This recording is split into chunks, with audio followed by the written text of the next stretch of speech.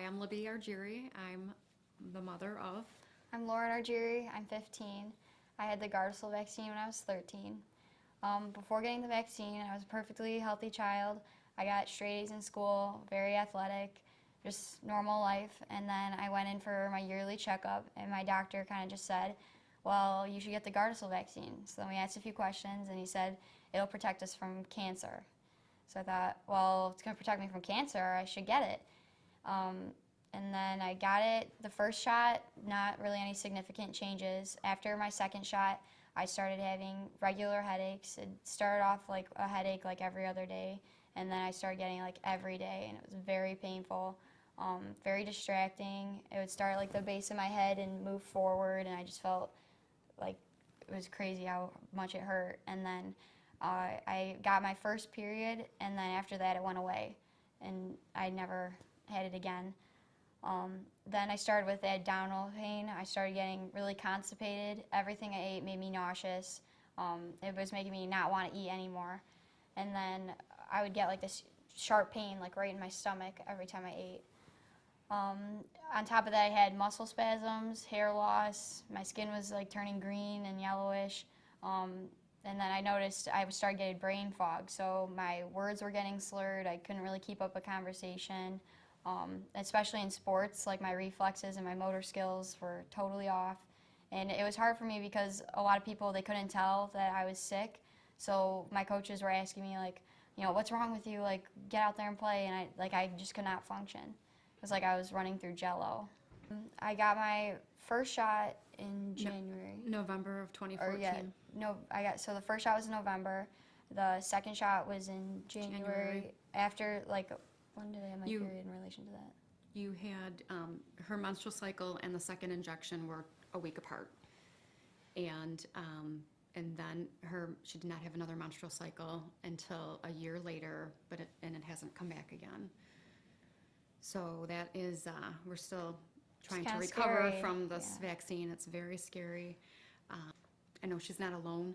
It's a very common injury or side effect from the Gardasil vaccine. So then with my third shot, I was actually going back into the doctor because I was feeling so sick, and we were just kind of looking for answers. And they prescribed me a bunch of medications, and they were like, oh, by the way, while you're here, you might as well just get the last Gardasil shot. And I was like, oh, okay, yeah, I guess that'll save me another trip to the doctor. So I got it, and the following week I was hospitalized because I had a level 10 headache.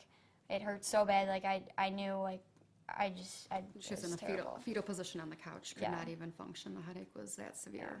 Yeah. And so that week I had like an MRI, a CAT scan, ultrasound, blood work, you name it. You met with like every test. 7 different specialists, everything from the neurologist to the gastroenterologist, pediatric surgeon, the pediatrician, and every single appointment we went to, including the emergency room, I forgot that. I asked, could this be related to the Gardasil vaccine? And not one doctor would make that association for us. Everyone denied that there was even a possibility that the symptoms that she was having and they weren't polite about it either. They were rude. They were like, oh no, how could you say that? Like, it's definitely not the Gardasil vaccine. You're making that up. And it was crazy. Like, I remember coming home from one doctor's appointment crying because it was like, it was crushing to hear them accuse me of making that up, and I couldn't believe what I was hearing. Making up brain fog. The gastroenterologist basically said that it was impossible that she was having this brain fog as a side effect. And I said, well, I've heard some bad things about it, you know, girls having horrible side effects. And he said, oh, it's very, very rare, and then hooked me with, don't you really want to protect your daughter from cancer? Wouldn't you want to protect your daughter from cancer? And that's how I gave in to the guilt-ridden feeling that some of these doctors are pressuring parents with. There was a period of time last fall when Lauren was the worst that she had been. Like she said, she was trying to still function, go to school, participate in all the activities and sports that she loves, and it was, of course, impacting everything. Her speech was delayed, her motor skills were off. I was a starter on the varsity volleyball team as a freshman, and then I became like our #1 bench player. You could clearly see that things were starting to unravel with Lauren because she she just couldn't run. I mean, it was like the way she felt, her brain was working, but her body couldn't get there. It was like she was running through jello on the volleyball court. She's also had joint pain and wrist pain from it, and her thyroid is low now, where that was never a problem in the past. So we're still in recovery mode, trying to heal from the vaccine. We take each day as it comes.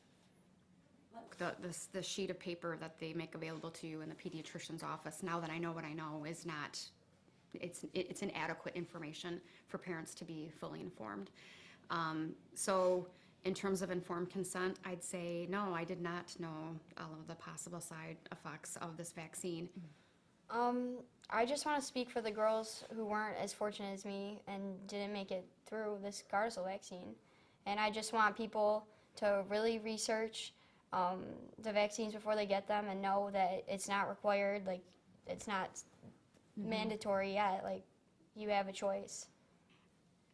Michigan for Vaccine Choice is it was a critical advocacy group, grassroots effort that can help the citizens of Michigan learn more about vaccines, vaccine safety, as a forum, a community-based group that helps support families like us